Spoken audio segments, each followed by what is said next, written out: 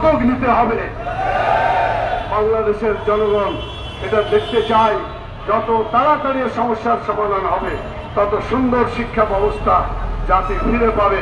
এই শিক্ষকরা রাস্তায় পড়ে থাকলে লেখাপড়া ক্ষতিগ্রস্ত হচ্ছে, শিক্ষকরা ক্ষতিগ্রস্ত হচ্ছে, গোটা জাতি ক্ষতিগ্রস্ত হচ্ছে, আন্তর্জাতিক বিশ্বে বাংলাদেশের মর্যাদা হীন হয়ে পড়ছে। সেজন্য আজকে আমি অনুরোধ করব, আর সময় না নিয়ে যত দ্রুত সম্ভব শিক্ষকদের এই দাবিকে মেনে নেওয়ার জন্য।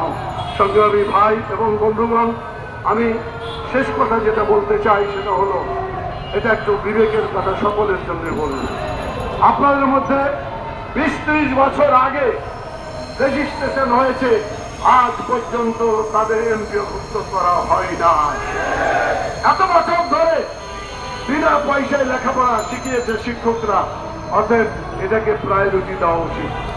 আর একটা কারণ হচ্ছে যে ফ্যাসিস্ট সরকার বেছে বেছে যারা তাদের বিরুদ্ধে ছিল, অর্থাৎ নাম করে বলতে চাই বিএনপি, জামাত ইসলামী, অন্যান্য লোকদের দ্বারা পরিচালিত যে শিক্ষা প্রতিষ্ঠান, সেগুলোকেই তারা বন্ধ করে রেখেছে, সেগুলোই নন্দীভূত করে রাখা হয়েছে।